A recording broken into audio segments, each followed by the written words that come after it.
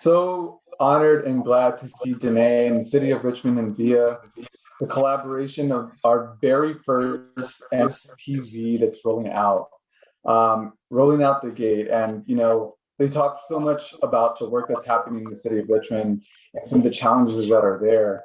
And they're not the only one. We have, another 20 or so of our mobility project vouchers that are going to be launching fairly soon, and we're excited to get to work. It's going to be a lot of new energy, new options, and exciting, to find out, as a pilot program, what this actually can do and how it can be replicated, not just here in California, but in the rest of the country. And we are proud to be a part of this process. I am proud to be of this process.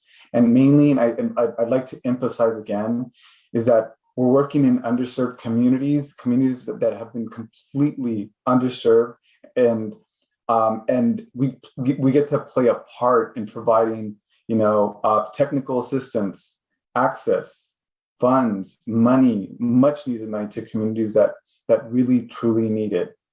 So I am very proud to be a part of this, and I'm very excited about the city of Richmond.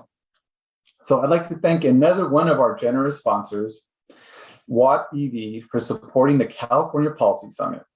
We were joined earlier by CEO and co-founder Salim Youssef Sadeh, and I hope you enjoyed the video of exciting work they are doing in electric truck stops in California.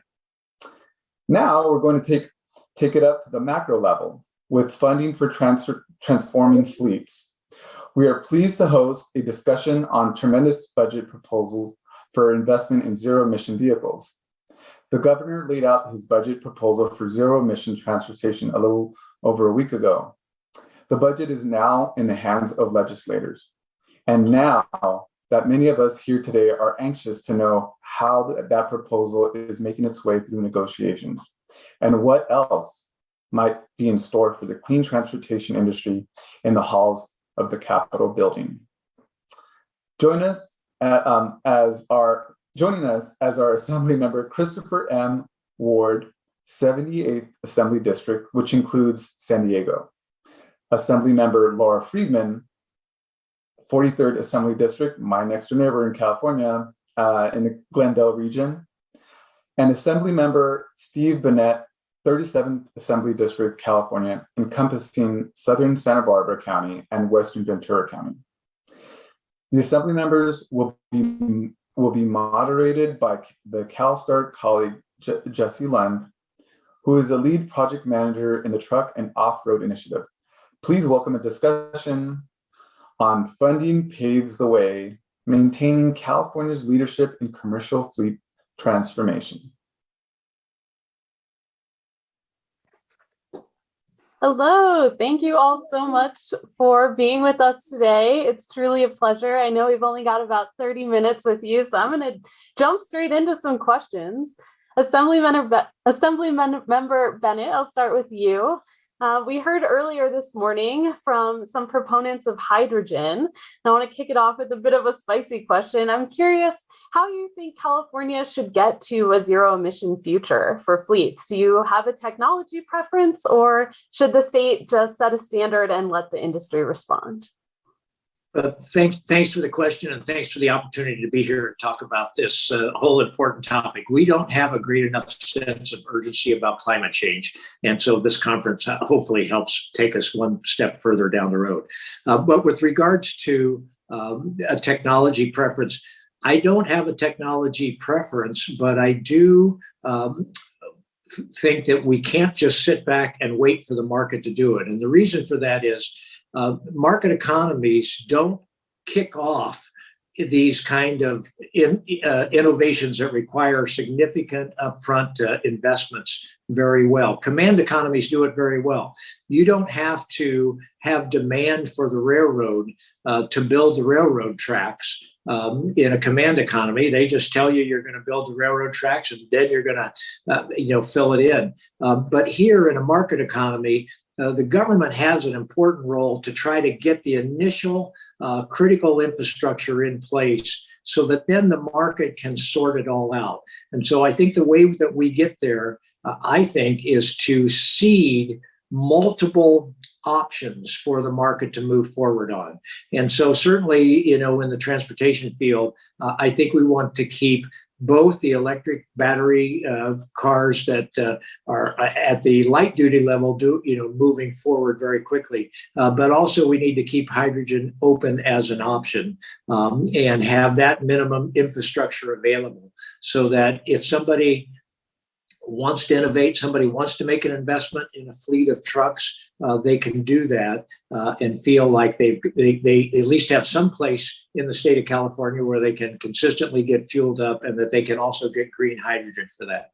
The other thing I would offer to you in terms of your question, how do we get there, is I think we have to try to create some common sense economic options for people. And so if we want people to invest in ZEV trucks so that we can get rid of the diesel trucks in all of our ports, then we need to have both battery charging and green hydrogen fueling at the ports, but also along the heavy duty freight corridors that the ports are going to be using, so that every 75 miles we would have a place for hydrogen fueling. And hydrogen at the heavy duty level seems to be at this point in time more preferred for two options: at the greater density in terms of the energy, but also for long duty hauling.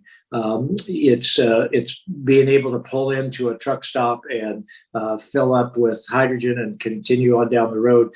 Battery charging is just going to be more complicated. For the local trips, for people that are going to charge overnight and then run a mid-sized level truck all day, I think the electric charging. So I just want to make sure that we have the options available, so that then the market can compete and give us the efficiency that you get out of the market.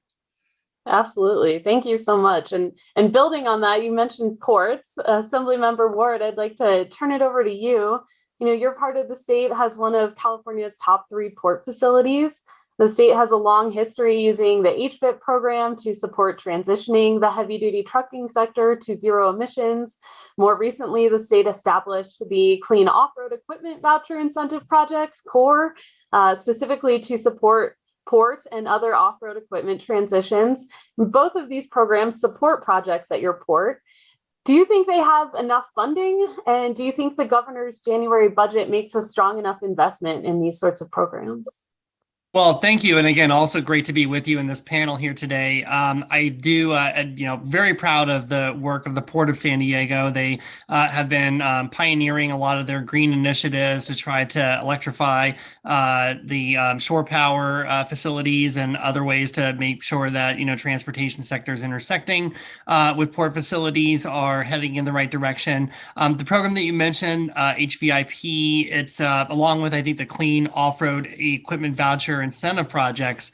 They're vital parts of the statewide climate solution. I think medium and heavy duty trucks in the U.S., I know we make up only about 8% of on-road vehicles, but they're responsible for about 32% of on-road greenhouse gas emissions. So critically important that we continue to fund those. Do they have enough funding? No, not yet. To my colleague, Assemblymember Bennett's point, we need to be able to provide that role to incentivize more of that on the upfront, and then we will be able to see the rest of the sector catch up over time. But I am really encouraged with the governor's January budget. I'm really happy to see increased support for this program. I do hope that enthusiasm will continue, because that's how we're going to take those bold steps towards a zero emission future and help alleviate the effects of climate change.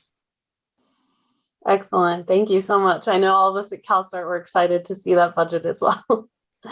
And Assemblymember Friedman, I'd like to throw one to you as well, also about the budget.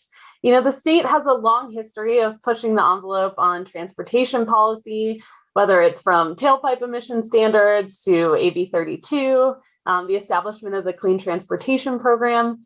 How do you think the governor's new budget proposal on transportation will continue that trend? And are there any changes to his proposal that you plan on requesting? Well, I think that the budget proposal is really a statement of the governor's progressive values, and clearly he recognizes the role that transportation plays in so many of the state's priorities. So we know that transportation accounts for approximately 40%, give or take, of the state's greenhouse gas emissions. And we've been going in the wrong way in transportation for many years. It's one of the areas where we haven't been doing as well as we've been doing in energy generation and other areas. So the governor clearly recognizes that, and his transportation funding is sweeping and it's visionary.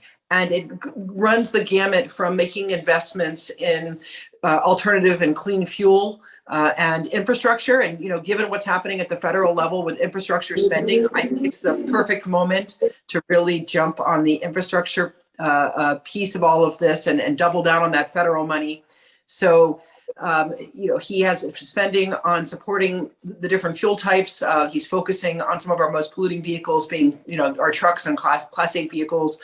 He's certainly looking at expanding the infrastructure so that we do have reliable ways of fueling alternative energy vehicles and ZEVs across the state.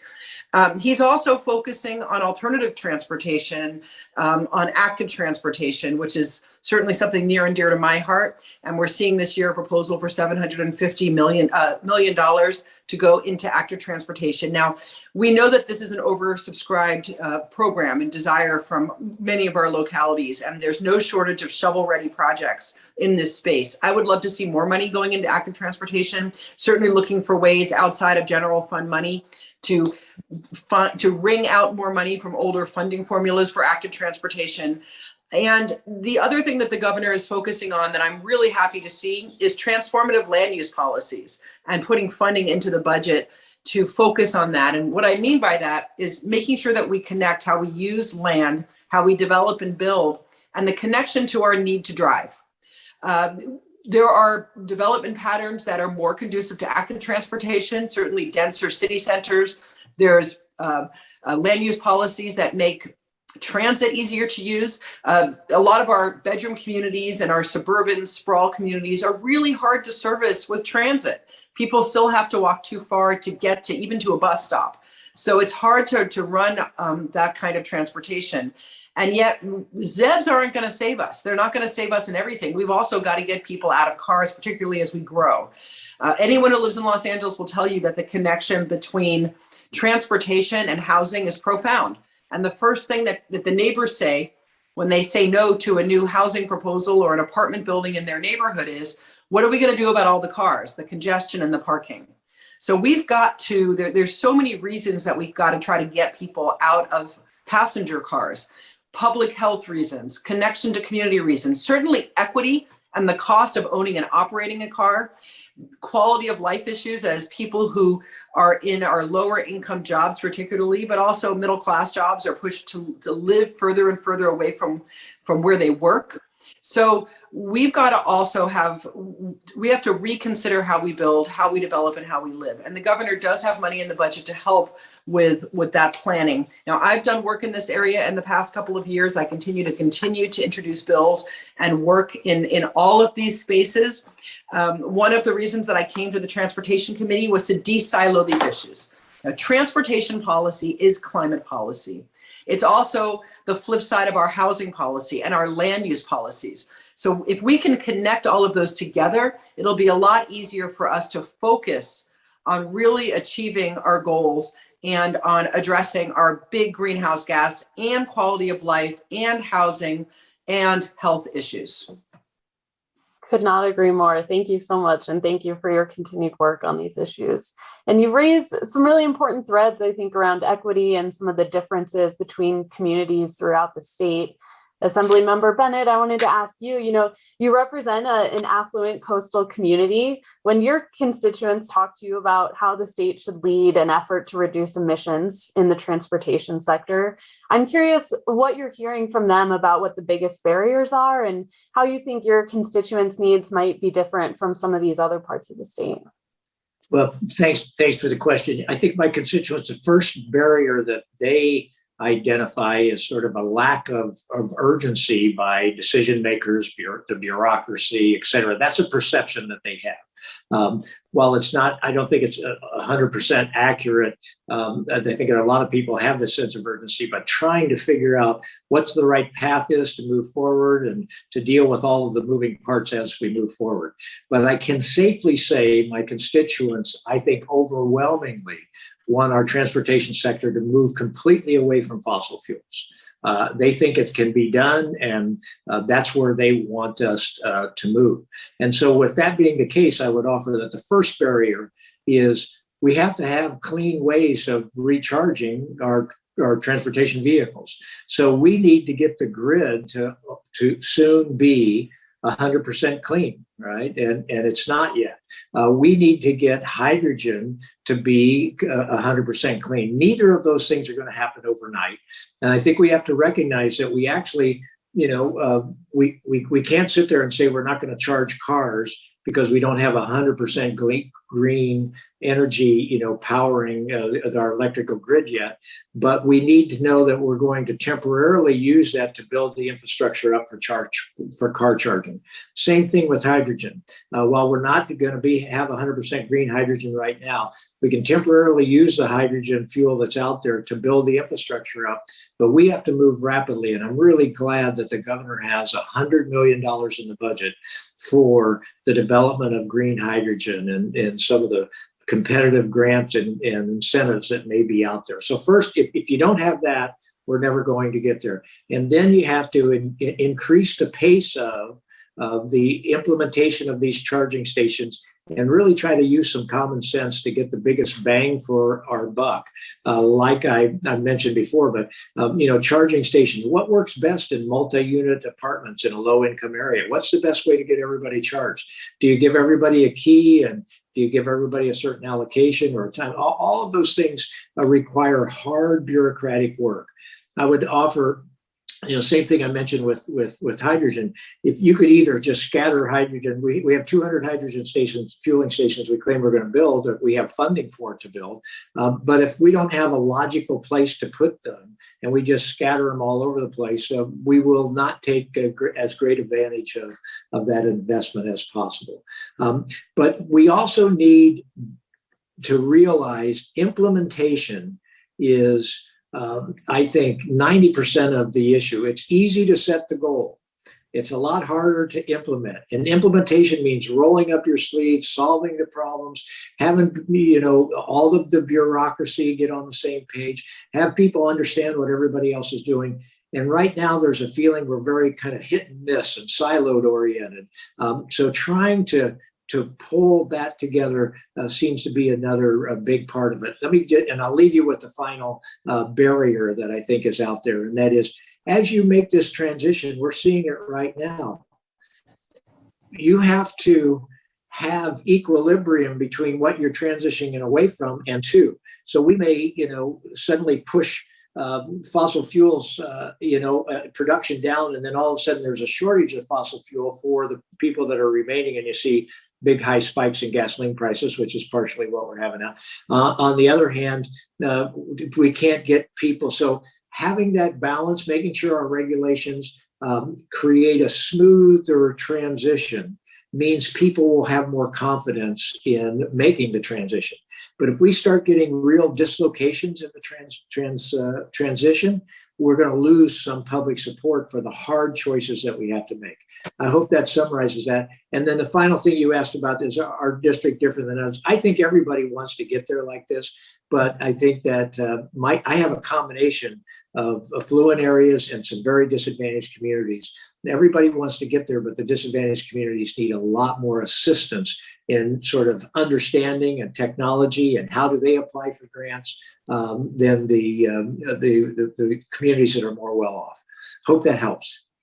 That's excellent. Thank you so much. I think you hit on a really important point around, it's great to set the goals, but getting there is a whole nother matter. Now, in early February, I'm definitely learning that about some of the New Year's resolutions I set a couple months ago.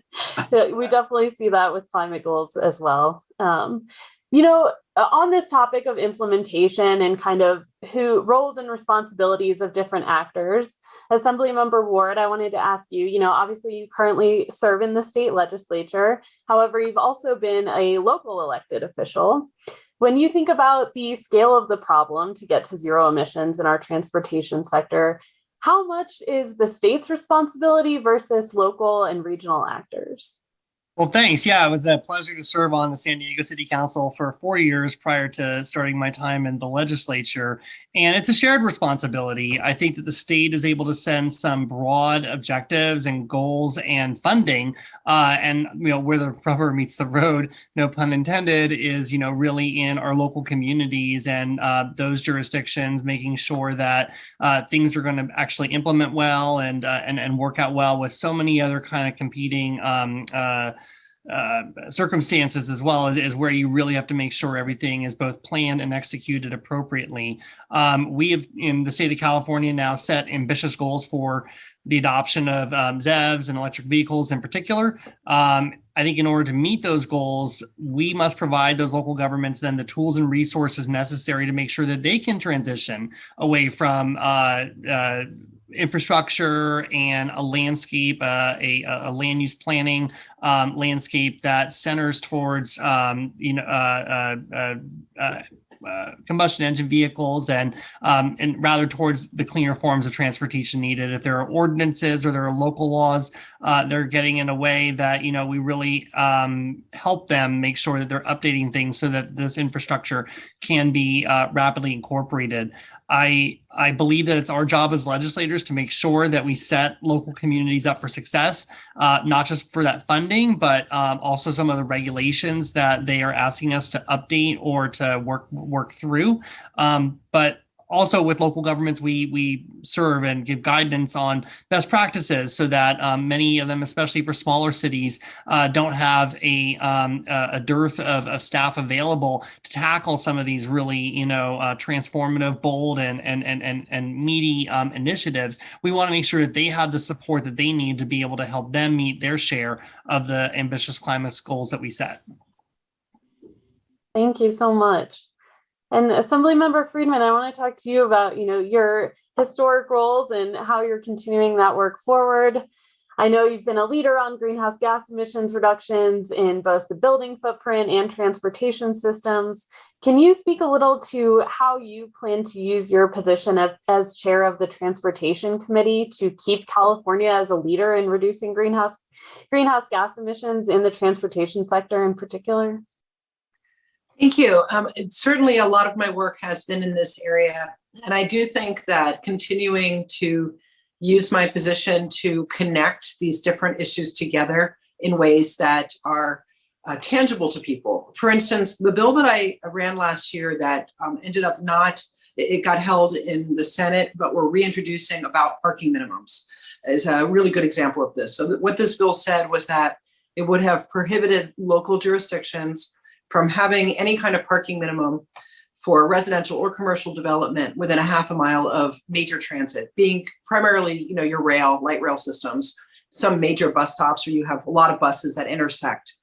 And the idea behind this was to connect land use with transportation and greenhouse gas policies. Because if you have giant parking lots next to your transit, in areas where you're really trying to encourage people to use transit to come into community hubs and city centers, but you continually invite them to drive, people will drive. And then you end up not having transit that's used and usable. And then you also have a situation where the parking lots take up so much land that it makes it really hard to walk anywhere. So it sort of defeats the whole purpose of what we're trying to accomplish. It also has the benefit of making it a lot cheaper to build housing if you don't have to add a certain amount of prescribed parking. And particularly for affordable housing developers, we heard from them that this would be incredibly meaningful and that sometimes the expense of those parking spaces, which averages around $35,000 per space, makes a huge difference in what they have to charge people for rents. And for affordable projects can be the difference between building the project or not building the project. So here's a direct connection between transportation planning, land use policies, and housing affordability. So it's looking for those opportunities to make a meaningful impact with policy, but also to have people understand the connection between these issues that I look for when I do my work. And I'm, constantly looking for ways of bringing those kinds of ideas to life and policy so that we can transform the way that we live. I was at the COP this year in Scotland at the big UN climate change conference. And there's a lot of focus there on land use. And when you go to European cities, you understand what living sustainably really means, because people there have much more of a connection with their community and their neighbors. They know how they can walk down the block to get bread, go to a cafe, and that means that they don't have to drive everywhere the way that we do in America in a lot of our cities. They have a better quality of life than we do. They certainly have better public health outcomes because they're healthier, because they're moving around, using their own body. It's safe for them to do that. It's safe to walk. It's safe to ride bikes because they haven't prioritized moving cars quickly through their communities. So we don't have to sacrifice anything. We actually gain. But that means that they can control their emissions to a much greater extent. And by the way, when you pave over large amounts of your land to accommodate passenger cars, that also has a huge land use impact. It has a heat island impact where we're, in communities where we're struggling to find ways of keeping our communities cooler. And so, yes, of course, there's a role for cars. I'm not naive. I'm not that much of an idealist to think we're all going to get rid of our cars tomorrow. But we could give people those opportunities if we change the way that we live. So the long answer to your question is, these are the kinds of things that I try to bring alive through legislation and through policies. And I'm always looking for ways of furthering those goals with all of those different co-benefits. And I'm, always happy to talk to anyone about the legislation that we're doing. And I'm really excited about our bill package this year. We'll be looking again at automated speed enforcement and cameras, also using that money to fund road safety and active transportation projects right in those same communities where we use those cameras, and slow down traffic in what we know are high injury networks where people right now are getting killed and maimed, every single day because of speeding cars. So excited about what we're going to do this year. And thanks for letting me have a chance to come and talk about it. Thank you so much. That is a lot of exciting stuff going on. Assemblymember Ward, I'd love to go back to you and talk about these different kind of levels of government and how they're impacting transportation emissions reductions.